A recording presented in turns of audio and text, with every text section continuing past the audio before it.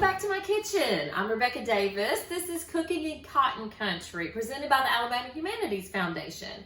And I am the Rhodes Scholar with the Alabama Humanities Foundation. I am the Limestone County Archivist, and as noted in our first episode of Cooking in Cotton Country last month, I'm also the proud owner of this, Cotton Country Cooking, the Bible for Southern cooking. And we're going to open up the pages of this book again to try another recipe. If you missed the first one last month, go back and watch how to make eggs Creole for brunch like they served at Belmina in Limestone County. Today we're going to go in another direction for dessert, and we're going to talk about how to make my favorite buttermilk pie.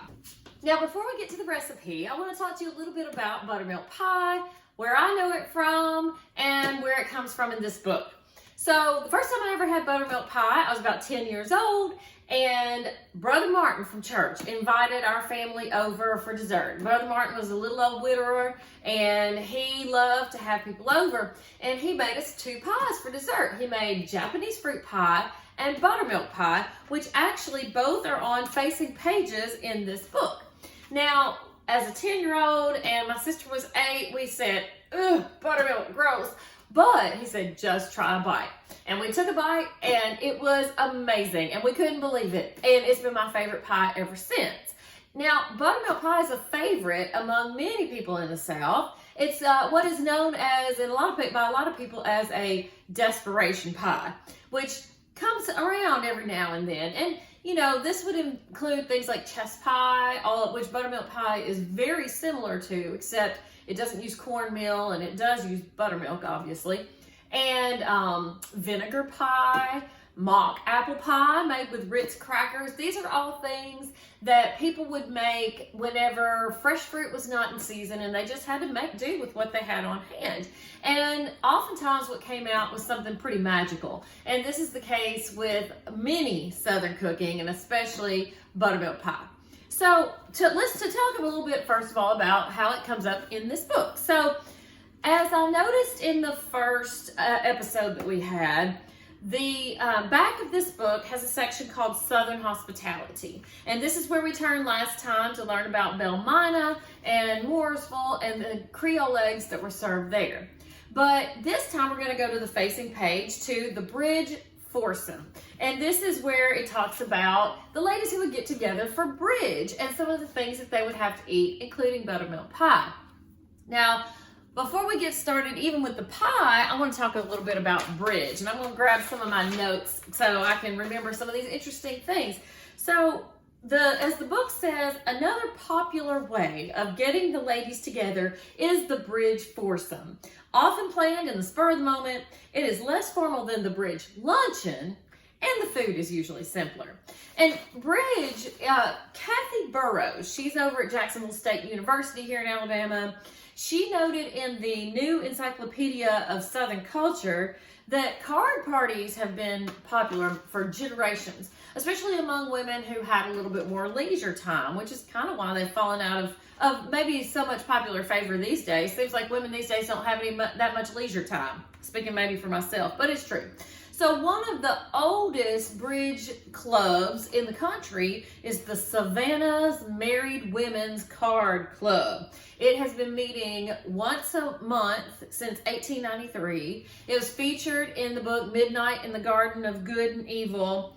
And the thing is, these card clubs have never really truly been about cards, and any more than Bunko nights are today. About the game. It really was more, especially the farther back you go, a socially acceptable way for ladies to escape their kids and husbands for a little while, get together, talk, enjoy some snacks, and just have a good time and get some much needed girl time. And this was also, bridge was a way, Burroughs said, for people to be able to find a place in a new community. They could seek out the local bridge club, or even to give to charity by having charity bridge tournaments and so on. So from this page in Cotton Country Cooking, it says, for many years, the home of Mrs. Frank Darrow Peebles, Eula, as she was known, has been the scene of numerous gala occasions. Eula's Entertaining is a perfect example of Southern hospitality. Everyone from 5 to 90 has always wanted to be included in her parties. Today, her gatherings are much smaller. There may be 6 for lunch or supper, or her regular bridge foursome. And it notes that for the bridge foursome, she would serve cup sandwiches, which were pretty much like pimento cheese sandwiches, marinated carrots, and buttermilk pie with coffee for dessert. So,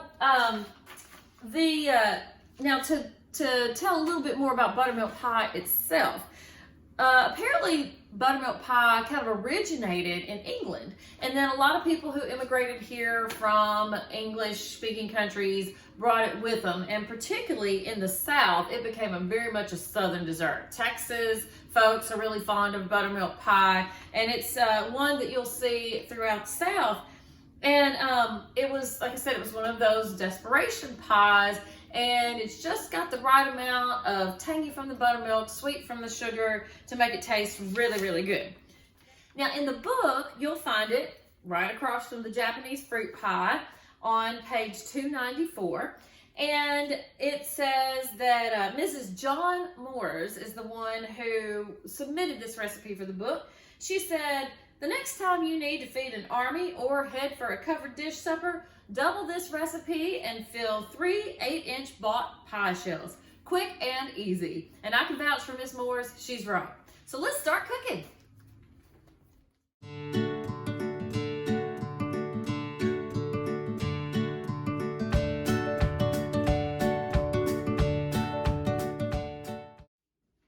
Let's start by pulling together all our ingredients for this recipe. Now, the recipe calls, first of all, for half a cup of margarine.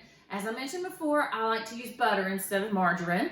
And then it also calls for 1.5 cups of sugar. This is my sugar canister, just white granulated sugar.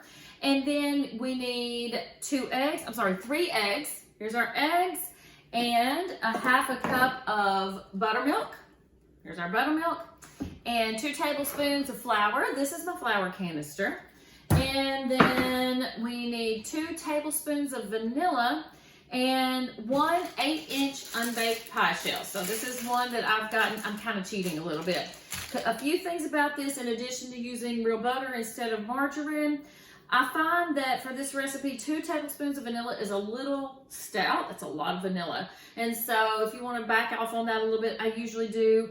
Also, make sure to bring your pie shell to room temperature, because if you try to put a cold one into your pan, it's probably going to crack.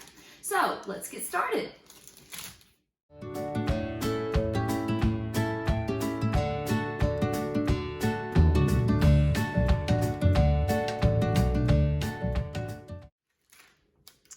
We're going to start with putting our pie shell into our pie pan. Isn't that a pretty pie pan? I just love that kind of stuff. It makes it so much more fun than using one of those foil pans, which are great, especially if you want to take a pie like this to a potluck or somebody who's had a baby or something, which this is a great recipe for, and you don't have to worry about, you know, picking your pie plate back up at church back in the nursery where they put everybody's dishes. But if you're just cooking for yourself or your family like I am tonight, then it's nice to use a pretty pan.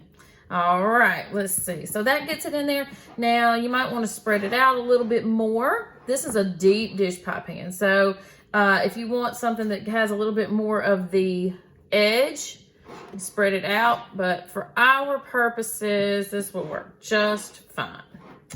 Okay, we got a pie pan ready for some filling. First steps, we need to heat the oven to 350, which we've already got it preheating over here. And then we also need to melt our butter. So it's a stick of butter, which is 1/2 cup. Mine has been melting in the microwave, so we've got it ready to pour in here into our bowl, and then we add in sugar and flour and beat it. So I always use my little spatula and get the last of the butter out of there. All right, and then let's see, sugar, we need 1.5 cups of sugar. So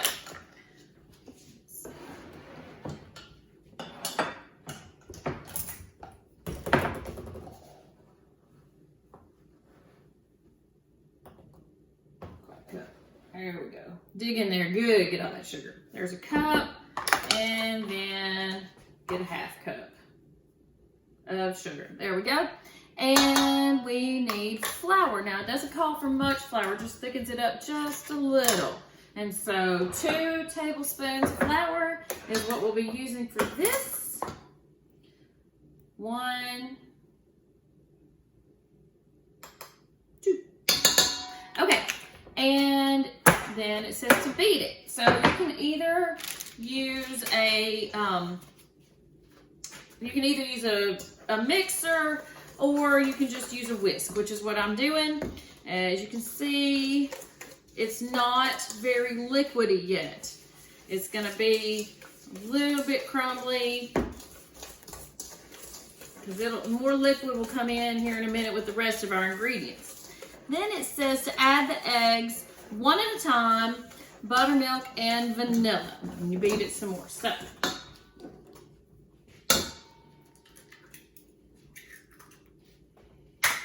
eggs.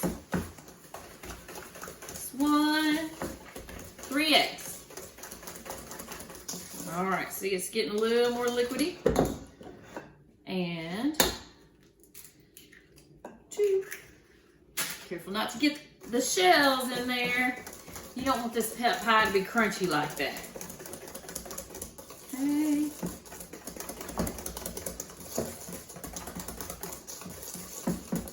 And 3. I've never been able to crack an egg with just one hand very successfully. I mean, I can crack it, but I can't crack it neatly and keep shells from getting in my recipe. So I don't try to be fancy with that. I'm sure it's all in the wrist, but I'll just use being left-handed as an excuse. Okay, so it's getting a little more liquidy. Now, here is the next ingredient. Calls for half a cup of buttermilk. So this is just low-fat buttermilk. I prefer to use low-fat rather than fat-free because, I mean, hello, you just saw how much butter and sugar we just put in this. This is not health food. This is a treat. So go ahead and go for the whole hog, or whole thing of vanilla. Whole thing of buttermilk. All right, and it calls for 2 tablespoons of vanilla, but as noted, I'm gonna put 1 tablespoon plus a little, a little bit extra. But 2 tablespoons. Vanilla is strong. That's a lot of vanilla. Ooh. You don't want to leave the lid in there.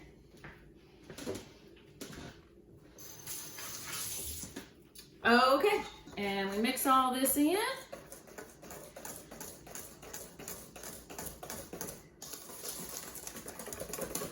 It's going to be very liquidy. This is why this has to cook for so long, is because it cooks for a full 45 minutes in a 325 to 350 degree oven. So to that range in temperature, I just say, know your oven. You know if yours cooks a little hot or a little cool, and keep an eye on it. And when it's mostly set, it'll be ready. But, it'll completely set once it cools. We'll talk about that when it comes out of the oven. Okay, so you can see now, if I lean it too far forward, it's going to be very liquidy. I'll bring y'all in a little closer. You can see that this is a very pretty light yellow color. It's very liquidy and kind of sloshy. So you'll have to be careful putting it in the oven, but it's ready to go in. So now all we do is just pour it in to our pie plate. Get it all scraped out of there. And now, once you get it all in there, one thing that this recipe doesn't call for, but that I like to do sometimes, is just to sprinkle just a little bit of nutmeg on top. Not too much, just like vanilla, a little goes a long way, but it just adds a little brightness to it. Another variation of this recipe is oftentimes, this recipe will call for adding lemon to it. Not this recipe in Cotton Country Cooking, but if you see variations of buttermilk pie, sometimes it calls for adding lemon. You can do that as well, just to give it a little extra flavor. But we're just going to add just a little nutmeg to the top, make it look kind of pretty. Oh, that fruit fly wants some. Okay, it's ready to go in the oven. So we've already got our oven heated to 350. Let's put it in. We've got it in the oven. We're gonna bake it at 350 degrees for 45 minutes until it's golden brown on top. So that gives you just enough time to brew yourself a pot of coffee to go with it.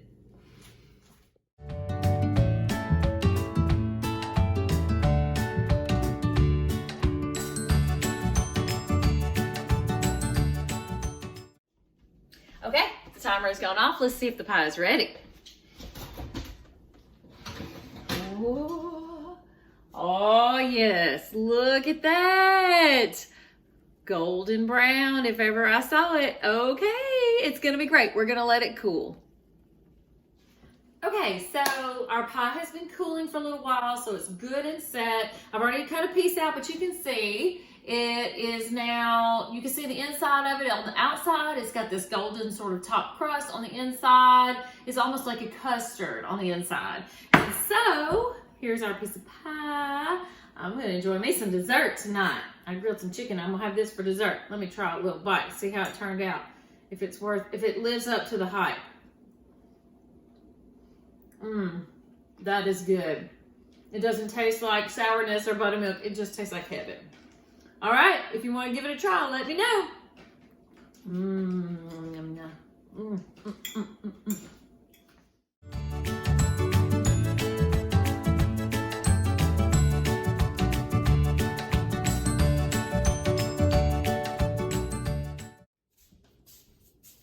Thank you so much for joining me for another episode of Cooking in Cotton Country. I hope you enjoy your pie, and I hope you come back next month when we're gonna take it outside to my very own garden to pick some squash and make squash casserole out of this book, just like my grandma used to make. Y'all enjoy!